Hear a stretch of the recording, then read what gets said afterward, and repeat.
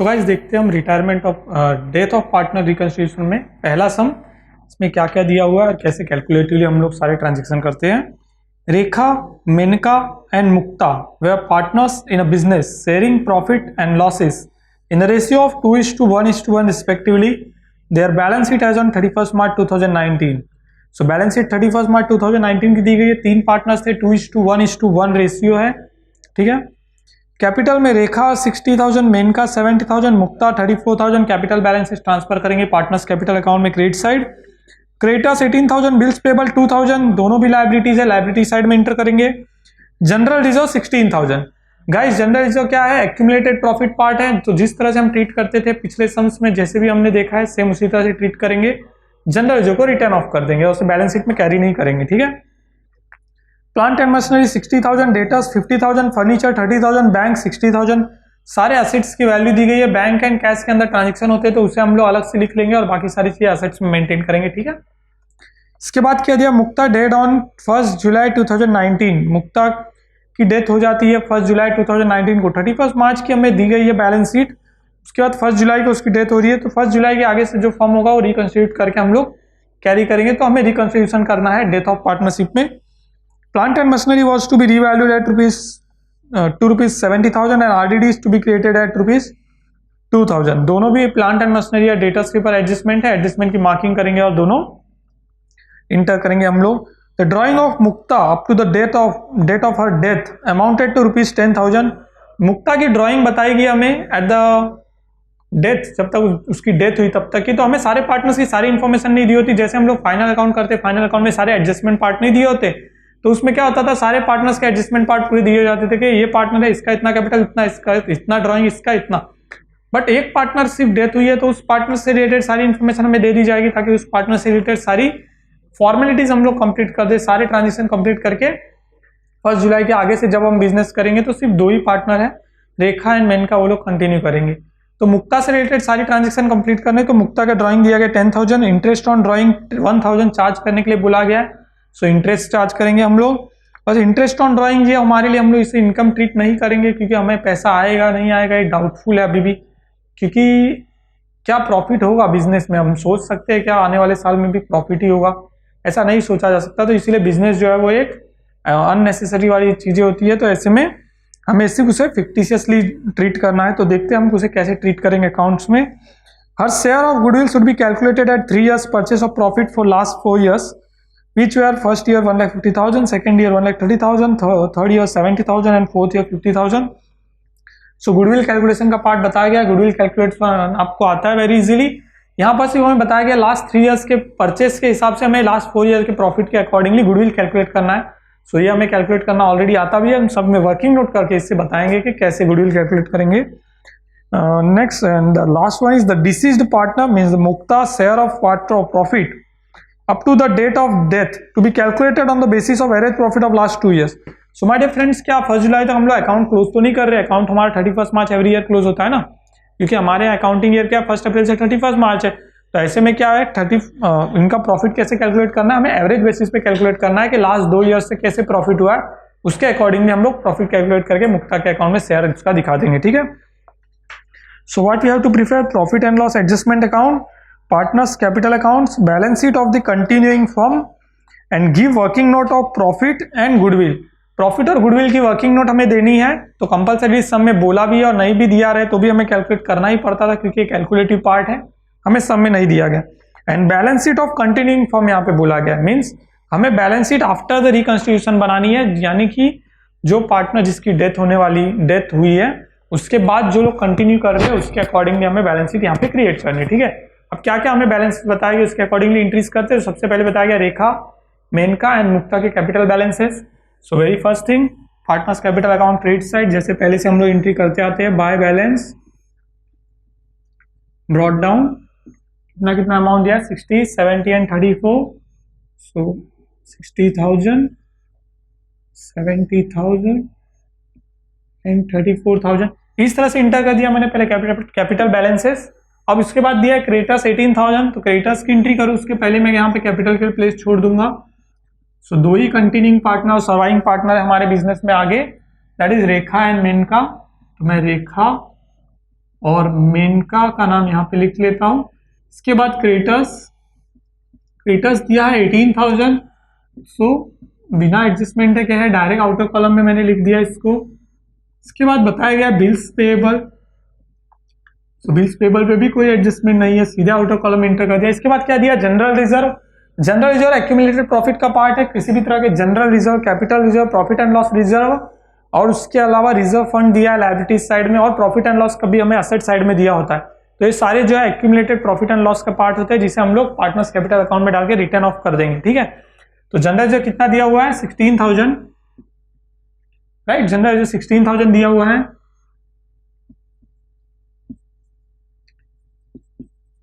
तो general reserve 16,000 है, उसमें से हमें किस रेशियो में बांटना है, तो रेशियो में दिया गया था 2:1:1। इस रेशियो में हमें बांटना है, तो 16,000 को 2:1:1 में बांटेंगे। तो आपको रेशियो कैलकुलेट करने आता है 2, 1, 1 एंड 4 डिवाइड बाय 4 करने पे हमें मिलता है 4,000।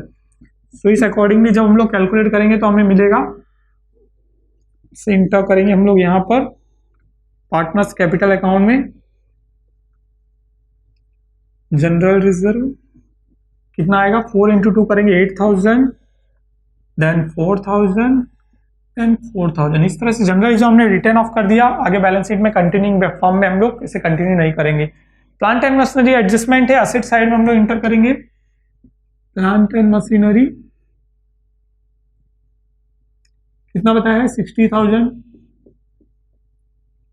इसके बाद क्या दिया है, इसके बाद दिया डेटर्स 50,000।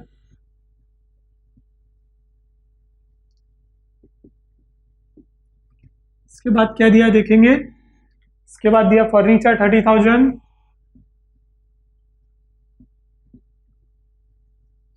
मैंने यहाँ लिख दिया फर्नीचर 30,000, इस पे एडजस्टमेंट नहीं है, सीधा आउटर कॉलम में इंटर करेंगे हम लोग। और लास्ट दिया गया बैंक 50,000, 60,000। तो बैंक के ऊपर हमारी इंक्रीज है, मैंने बैंक यहाँ पे लिख लिया 60,000। ठीक है, इस तरह से मैंने इंटर कर दिया बैंक का अमाउंट। ठीक है, जनरल रिजर्व हम लोग ऑलरेडी ट्रांसफर कर चुके हैं, तो जनरल रिजर्व से रिलेटेड ये जो इन्फॉर्मेशन है वो मैं यहाँ से रफ कर लेता हूँ। ठीक है, तो ये सारी इंट्रीज हमने कर दी है। हमारा ओल्ड शेयरिंग रेशियो जो है वो 2:1:1 बताया गया है, जो हमें यूजफुल होगा आगे फॉर्म में। और बैंक के बैलेंसेस को हमने वर्किंग पार्ट के लिए 60,000 ले लिया है। ठीक है, अब सारी इंट्रीज होने के बाद हम देखेंगे एडजस्टमेंट पार्ट में क्या बोला गया। Plant and machinery revalue to ₹70,000। Plant and machinery को रिवैल्यूएशन किया, 70,000 हो गया। तो 60,000 था पहले, बाद में 70,000 हो गया। तो क्या है, बड़ा है, बड़ा है तो एप्रिसिएशन वर्ड यूज करेंगे हम लोग।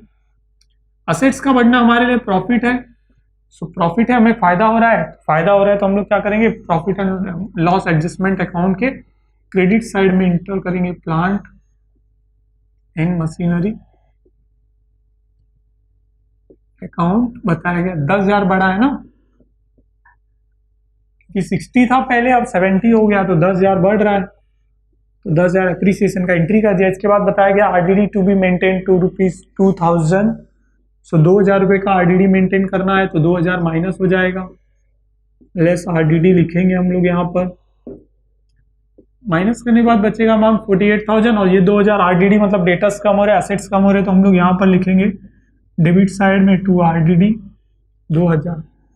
ये एडजस्टमेंट हो गया। नेक्स्ट एडजस्टमेंट हमें क्या बोलता है, the drawing of Mukta up to the date of her death is amounted to ₹10,000। तो ड्रॉइंग हम लोग कहाँ इंटर करते हैं, ड्रॉइंग हम लोग इंटर करते हैं partners capital account debit side में।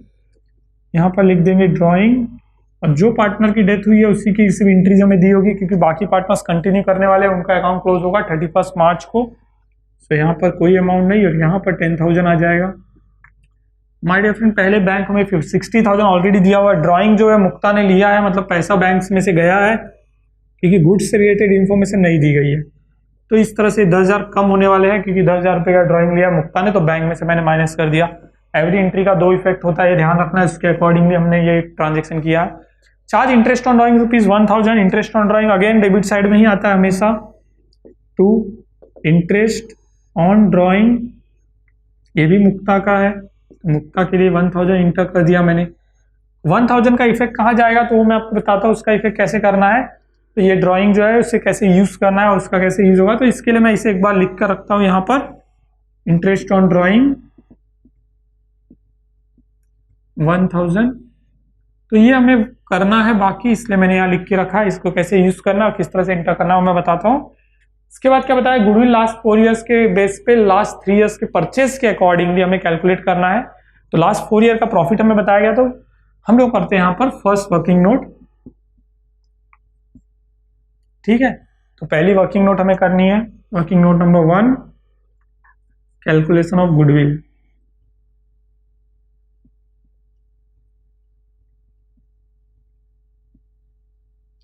गुडविल की कैलकुलेशन के लिए पहली वर्किंग नोट कर रहे हैं। सबसे पहले 4 ईयर का प्रॉफिट दिया गया, तो हम लोग क्या करेंगे, ऐड कर देंगे टोटल प्रॉफिट निकालने के लिए। टोटल प्रॉफिट निकालने के चारों ईयर का प्रॉफिट ऐड करेंगे। कितना कितना बताया गया देखो, 1,50,30,000, 1,50,000 प्लस 30,000, 1,30,000, 70,000 एंड 50,000। प्रॉफिट कंटिन्यूसली कम होते जा रहा है, देखिए।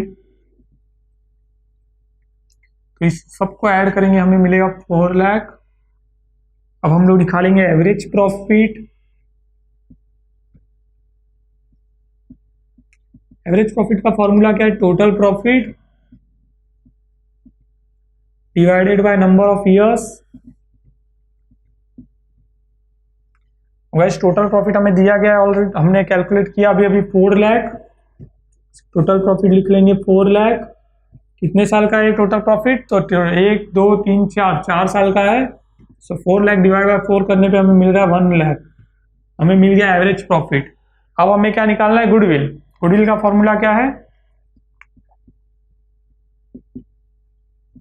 एवरेज प्रॉफिट, जिसे एपी कहा, into number of years purchase. तो हमें कैलकुलेशन के लिए सम के अंदर पहले ही बोला गया कि 3 इयर्स के परचेज के बेस पे हमें कैलकुलेट करना है गुडविल।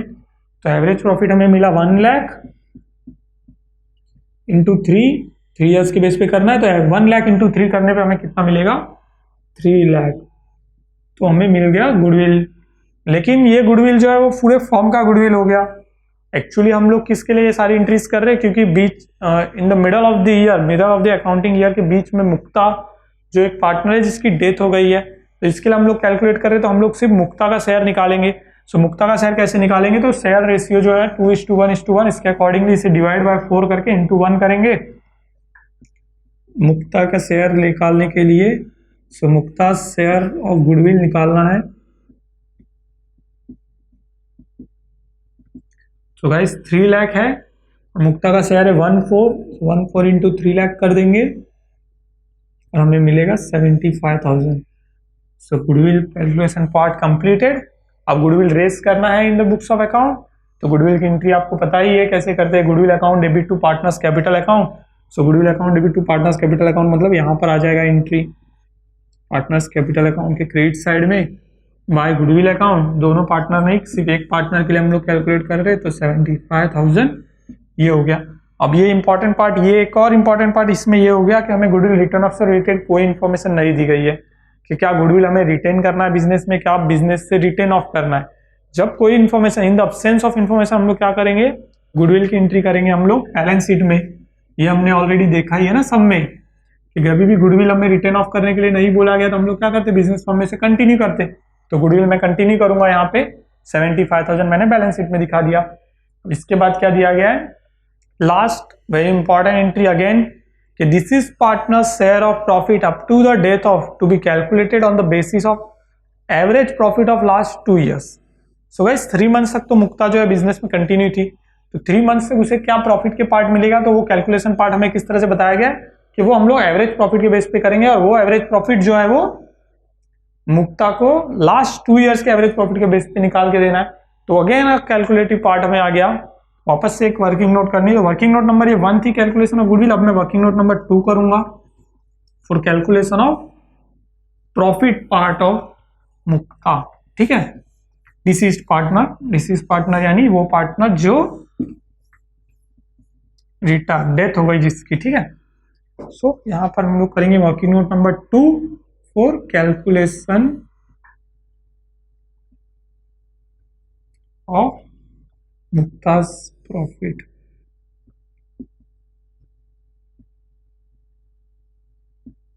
ठीक है, मुक्ता का प्रॉफिट कैलकुलेट करना है। कैसे करना है, तो लास्ट 2 ईयर्स के एवरेज बेस पे, लास्ट 2 ईयर का प्रॉफिट वैसे ही सब में हमें स्पेसिफाई मेंशन किया थर्ड एंड फोर्थ ईयर, और वैसे भी लास्ट 2 ईयर कभी बोला जाएगा तो हम लोग प्रीवियस 2 ईयर्स देखते एकदम लास्ट के जो 2 ईयर्स। तो वैसे मैं दिया था सब में जो 4 ईयर का प्रॉफिट वो था 70,000 एंड 50,000। जब लास्ट के 2 ईयर्स के प्रॉफिट हम लोग देखते हैं तो सबसे पहले हम लोग एवरेज प्रॉफिट ही निकाल देते हैं। एवरेज प्रॉफिट 70,000 लास्ट 2 ईयर्स मतलब 70,000 एंड 50,000 डिवाइड बाय 2 कर देंगे। एवरेज प्रॉफिट निकालने के लिए 70 50 हो जाएगा 120, ठीक है। 120 डिवाइड बाय 2, 120 डिवाइड बाय 2 करने पे हमें कितना मिलता है 60,000। तो अगर हम लोग एवरेज बेसिस पे प्रॉफिट निकालते हैं तो लास्ट 2 ईयर्स के एवरेज बेसिस पे 60,000 प्रॉफिट हो रहा है फर्म को एवरेज। लेकिन ये फर्म का प्रॉफिट जो है वो पूरे साल का है। हमने जो कैलकुलेशन किया पहले जो ये 2 ईयर्स के प्रॉफिट थे, तो एवरेज भी जो निकला वो पूरे ईयर का हो गया, मतलब एक साल में 60,000 का प्रॉफिट होगा। बट एक्चुअली हम लोग अकाउंट जो हमारा कैलकुलेट कर रहे हो कितने ईयर्स का कितने टाइम का कर रहे हैं, ओनली 3 मंथ्स। तो इससे हम लोग कैलकुलेट कर लेंगे, मीन्स 1/4 1 क्वार्टर के अकॉर्डिंगली कैलकुलेट करेंगे। तो अगर 3 मंथ्स का कैलकुलेट करेंगे तो कितना हो जाएगा प्रॉफिट, 3 मंथ्स प्रॉफिट हो जाएगा 60,000 डिवाइड बाय इनटू कर लेते हैं हम लोग 3 डिवाइड बाय 12। 3 मंथ्स का कैलकुलेट करने जाएंगे हमें मिलेगा 15,000, यानी प्रॉफिट 3 मंथ्स का सिर्फ 15,000। लेकिन क्या ये 15,000 पूरा मुक्ता का है? नहीं, फिर से आगे ना कैलकुलेटिव पार्ट के सिर्फ मुक्ता का शेयर कितना होगा। तो पूरी चीजें ध्यान से देखना है। जब भी मुक्ता का प्रॉफिट कैलकुलेट कर रहे हैं तो हम लोग एवरेज प्रॉफिट कैलकुलेट करेंगे, और एवरेज प्रॉफिट जो निकलेगा वो पूरे साल का रहेगा। अब उस पार्टनर की कितना टर्म उसने बिजनेस में दिया, सिर्फ 3 मंथ्स दिए, 3 मंथ्स का निकालना हमने 15,000। बट ये 15,000 भी 3 मंथ्स का तीनों पार्टनर का प्रॉफिट है। तीनों पार्टनर का प्रॉफिट हमें नहीं चाहिए, हमें सिर्फ मुक्ता का प्रॉफिट चाहिए। तो मुक्ता का शेयर जो है वो 1:4 अगेन। तो मुक्ता का शेयर निकालना है तो हम लोग क्या करेंगे, मुक्ता शेयर 15,000 इंटू 1/4 जो रेशियो है उसके अकॉर्डिंग निकालेंगे तो हमें मिलेगा 3750। तो that is the final answer we want. So we have done 2 working notes for it. First one for the goodwill, तो उसमें भी बहुत कैलकुलेशन पार्ट था जिसके ऊपर आपको ध्यान देना है। And second one is for the Mukta's profit share, जो आपको एवरी सम में कैलकुलेट करना होगा। मोस्ट ऑफ द सम्स में प्रॉफिट पार्ट दिया होता है। सो इसे हम लोग प्रॉफिट एंड लॉस सस्पेंस कहेंगे। अब ये सस्पेंस पार्ट भी क्यों आया, इसके ऊपर भी एक बहुत बड़ा पार्ट सस्पेंस है, राइट। अब क्या सस्पेंस है वो देखिए। Profit and loss suspense account, यानी कि जो फर्म हम लोग कंटिन्यू कर रहे हैं उसका अकाउंट्स क्लोज तो नहीं कर रहे। उसका अकाउंट्स कब क्लोज होगा, 31 मार्च 2019 की बैलेंस शीट दी हुई है हमें सब में, वापस से क्लोज होगा 31 मार्च 2020 में। तो बीच में सिर्फ रिकंस्टिट्यूशन हो रही है because of the accidental death of partner, right. तो ऐसे में क्या वो फर्म जिसने लास्ट, अब देखिए लास्ट 4 इयर्स के प्रॉफिट दिए हुए थे 1,70,000, फिर 1,50,000, फिर 1,30,000, फिर 70,000, फिर 50, मतलब कंटिन्यूसली प्रॉफिट कम हो रहा है। इसके बावजूद हम लोग एवरेज प्रॉफिट निकाल के इस पार्टनर के अकाउंट में प्रॉफिट कैलकुलेट कर रहे। मे बी पॉसिबल चांसेस है कि कुछ फाइनेंशियल कंडीशन अच्छी नहीं हो, इकोनॉमिक कंडीशन कंट्री की खराब हो, इसके अकॉर्डिंगली क्या हो सकता है कि वो फर्म लॉस में भी जा सकता है। तो पॉसिबल चांसेस है कि क्या वो फर्म आगे कंटिन्यू करेगा तो प्रॉफिट ही होगा या लॉस होगा, ये अभी फिक्स नहीं है। इसलिए हम लोग इसे प्रॉफिट एंड लॉस ना बोलकर इसे profit and loss suspense account में डाल देते हैं। और आगे जाके जब फर्म कंटिन्यू होने के बाद पूरा फर्म जब फाइनल क्लोजिंग करेगा 31 मार्च को, तब उस profit and loss suspense account को खत्म कर दिया जाएगा, प्रॉफिट या लॉस जो भी होता है बिजनेस में उसके साथ में। बट ये profit and loss suspense account में जाएगा तो हम लोग मुक्ता को P&L सस्पेंस अकाउंट में ये अमाउंट देंगे। सो ये वेरी इंपॉर्टेंट थिंग है, जो डेथ ऑफ पार्टनरशिप के सम आप कभी भी सॉल्व करेंगे तो यहां पर भी ये एंट्री सिर्फ मुक्ता के अकाउंट में जाएगी 3750। अब आएगी इससे important thing, very important thing again, कि इसका सेकेंड इफेक्ट कहाँ जाएगा। तो प्रॉफिट एंड लॉस एक पार्ट होता है प्रॉफिट का, but profit and loss suspense जो है वो हमेशा लॉस की तरफ ज्यादा सिंबॉलिक करता है। तो कभी भी सस्पेंस अकाउंट जो है वो मोस्ट ऑफ द टाइम में एसेट साइड में दिया होता है। So profit and loss suspense account में हम लोग इसे डालेंगे यहां पर,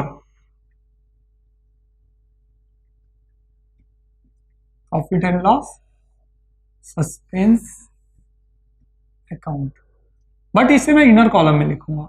अब इसके ऊपर भी एक थ्योरी है। अब ये थ्योरी क्या कहती है, profit and loss suspense account में 3750 है। अब ये हमारा पैसा डूब सकता है, पैसा आ सकता है, वो तो हमें फिक्स नहीं है। एक जो इंटरेस्ट ऑन ड्रॉइंग चार्ज किया था हमने, वो भी हमने जिस पार्टनर के ऊपर चार्ज किया उसकी डेथ हुई है। अब ऐसे सिचुएशन में इंटरेस्ट ऑन कैपिटल भी कभी आता है, कभी इंटरेस्ट ऑन ड्राइंग भी आता है, तो इंटरेस्ट ऑन ड्राइंग हम लोग इस सस्पेंस अकाउंट में से माइनस करेंगे। कैपिटल पार्ट के ऊपर अगर इंटरेस्ट ऑन कैपिटल आता था तो हम लोग ऐड करते थे, क्योंकि ये अमाउंट भी हमें रिकवरेबल नहीं है। ये अमाउंट हमने सिर्फ जस्ट चार्ज किया, क्योंकि हम लोग अकाउंटिंग एंट्रीज में एवरी ईयर इसे चार्ज करते थे, तो ये हमने एज एडजस्टमेंट चार्ज किया है। सो ये जो है इंटरेस्ट ऑन ड्राइंग, ये माइनस करना है इसमें से और फाइनल अमाउंट बाहर लिखना है। तो ये वेरी इंपॉर्टेंट थिंग है जो आपको ध्यान देनी होगी इस सम के अंदर।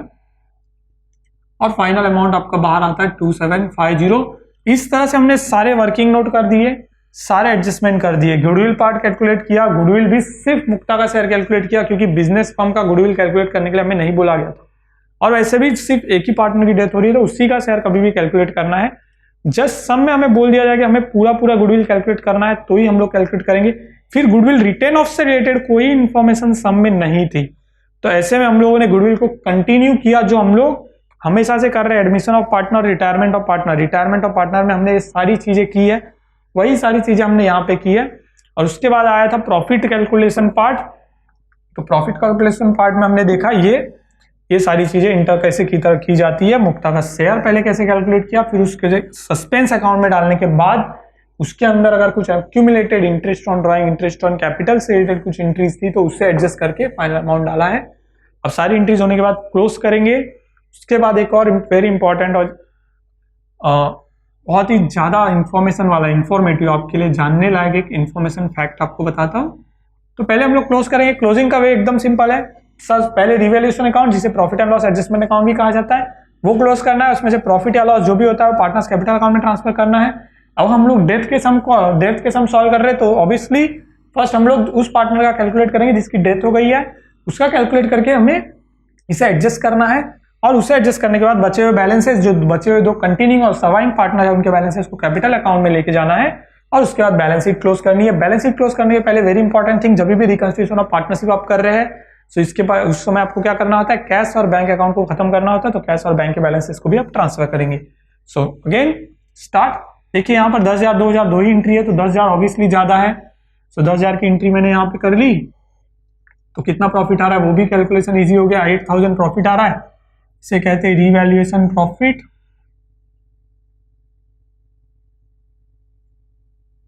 ट्रांसफर टू कैपिटल अकाउंट, ये आपको लिखना होता है यहाँ पे पूरा। तीनों पार्टनर के नाम पे ये कैलकुलेशन हम लोग ट्रांसफर करेंगे, Menaka and Mukta. Calculative part very easy, again 2:1:1 इस रेशियो के अंदर इसको कैलकुलेट करेंगे। सो हमें मिलेगा 4,000, 2,000 एंड 2,000। सो इस तरह से हमें मिल गया ये अमाउंट, रिवैल्यूएशन का प्रॉफिट। डेबिट साइड में है, यहाँ ट्रांसफर करेंगे, क्रेडिट साइड में आ जाएगा। सो बाय P&L एडजस्टमेंट अकाउंट, जो अकाउंट आपने बनाया है वो आप यहाँ इंटर करेंगे। यहाँ पे वर्ड यूज करेंगे प्रॉफिट। 8,000 का 4,000, 2,000, 2,000 तीनों पार्टनर के अकाउंट में ट्रांसफर। इसके बाद इसे क्लोज करना है। इसे क्लोज करने का मैंने अभी अभी आपको बोला, profit and loss partners capital account में पहले उस पार्टनर का, डिसीज्ड पार्टनर का कैलकुलेट करना है। डिसीज्ड पार्टनर के लिए देखिए यहाँ पे 11,000 की एंट्री है और यहाँ पे 75,000 एक अमाउंट गुडविल का ही है, तो मतलब इस तरफ का अमाउंट ऑब्वियसली ज्यादा है। तो इस तरफ का अमाउंट कितना है वो टोटल करेंगे। तो कितना आ रहा है देखिए अमाउंट, 1,18,750, 1,18,750 आ रहा है अमाउंट। तो बैलेंस देखेंगे 11,000 1,18,000 में से माइनस करेंगे तो आएगा 1,07,750। अब इसे क्या करें। So my dear friends, most of the time sum में इससे रिलेटेड इंफॉर्मेशन होती है और कभी कभी नहीं होती है। जैसे गुडविल से रिलेटेड इंफॉर्मेशन नहीं थी, उसे रिटर्न ऑफ करना या नहीं करना है, तो इंफॉर्मेशन ना होने पे हम लोग क्या करते हैं, उसे कंटिन्यू करते हैं। सेम वैसे यहाँ पर क्या है, हमें इंफॉर्मेशन नहीं दी गई है पे करने की, ओके, तो हम लोग इसे पे वैसे भी अपने मर्जी से नहीं करेंगे, तो हम लोग इसे Mukta's executor account, executors loan account, Mukta's executors loan account create करेंगे। यानी मुक्ता के एग्जीक्यूटर, जो मुक्ता का नॉमिनी है, उसके लोन अकाउंट में ट्रांसफर करेंगे। और एल्स आप एक तरह से देख भी सकते, बैंक में सिर्फ 60,000 था, उसमें से 10,000 ऑलरेडी माइनस हो गया ड्रॉइंग का, तो 50,000 बचा है। तो ऐसे में क्या है, वो 50,000 पेबल करने के लिए इनफ भी नहीं है। 1,07,000 पे करना है और 50,000 ही है, बट पार्ट पेमेंट से रिलेटेड इन्फॉर्मेशन भी नहीं है। तो in the absence of information हम लोग क्या करेंगे, मुक्ता एग्जीक्यूटर एग्जीक्यूटर्स लोन अकाउंट में ये अमाउंट हमने ट्रांसफर कर दिया। अब जब भी लोन क्रिएट किया है, जैसे रिटायरमेंट में रिटायरी पार्टनर के लोन अकाउंट क्रिएट करते थे तो लोन हमारे लायबिलिटी है, सेम वैसे ये लायबिलिटी है। लायबिलिटी है तो लायबिलिटी साइड में दिखाएंगे मुक्तास एग्जीक्यूटर लोन अकाउंट 1,07,750 हमने यहाँ ट्रांसफर कर दिया। इसके बाद आपको बाकी का क्लोजिंग वेरी इजी आपको आता ही है, तो ऐसे ही आपको क्लोज करना है। देखिए 70,000, 4,000, 2,000 तो 76,000 हो गया। यहाँ पर भी 76,000 हो गया। To balance brought down capital account के बैलेंसेस है, यहाँ पर कैरीड डाउन वर्ड होगा 76,000। पार्टनर की डेथ हो गई है, इसका कोई बैलेंस कैरी नहीं होने वाला। ये 76,000 हम लोग ट्रांसफर करेंगे मेनका का 76,000। इसके बाद देखिए क्या बताया 68 एंड 4 8 4 12 एंड 6 यानी 72,000 आएगा ये, और बैलेंस बचा 72,000 रेखा का। ठीक है, 72,000 यहाँ पे ट्रांसफर कर देंगे। तो इस तरह से ये एंट्री हो गई। अब ये सारी एंट्रीज होने के बाद हमारे लिए वही वर्किंग पार्ट आ जाता है, इंटरेस्ट ऑन ड्रॉइंग जो मैंने आपको बताया था हमें करना था, तो वो हमने कैलकुलेट कर लिया। अब हमारे पास बताया 60,000, उसमें से 10,000 जो ड्रॉइंग था मुक्ता का वो माइनस करने के बाद बचा था 50,000। सो 50,000 हमारा बैंक बैलेंस है, वो ट्रांसफर कर देंगे 50,000। सो इस तरह सारी एंट्रीज, सारे एडजस्टमेंट, सारे इनर कॉलम के अमाउंट, आउटर कॉलम सब कुछ करने के बाद फाइनल बैलेंस शीट टोटल करेंगे, और फाइनल बैलेंस शीट टोटल करने पे हमें क्या मिलेगा, हमारी बैलेंस शीट टैली मिलेगी। ठीक है, सो कितना आ रहा है अमाउंट 2,75,750 असेट साइड में, और सेम 2,75,750 लायबिलिटी साइड में।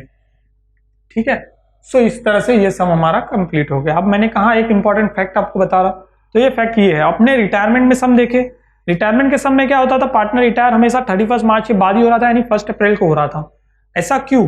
क्योंकि रिटायरमेंट जो है वो प्लान करके की जा रही थी, राइट। रिटायरमेंट में पार्टनर जिंदा है वो प्लान करके कर रहा था, बट यहाँ पे हमें देखो मोस्ट ऑफ द टाइम कुछ भी अलग अलग डेट्स दी होगी, जैसे यहाँ पर 1 जुलाई 2019 दिए, तो क्या है डेथ जो है वो स्पेसिफिक किसी डेट को नहीं हो सकती ना, तो डेथ जो उन्हें कभी भी हो सकती है, तो ऐसे में वही टाइम पे हमें अकाउंट्स रिवैल्यूएट करना होता है और आगे फर्म को कंटिन्यू करना होता है। तो इसी तरह इसमें अलग अलग डेट आने के चांसेस है सम के अंदर। So you don't have to be confuse कि अगर सम में ऐसे बोर्ड में इस तरह से आपको लिख के आ जाए कोई अलग स्पेसिफाइड डेट, तो आपको वहां पे डरना नहीं है, क्योंकि डेट किसी भी स्पेसिफाइड डेट पे होगी तो आपको उस सेम डेट की बैलेंस शीट प्रिपेयर करनी है। ठीक है, तो इस तरह से ये सम कंप्लीट हुआ। अब हम देखते हैं नेक्स्ट सम।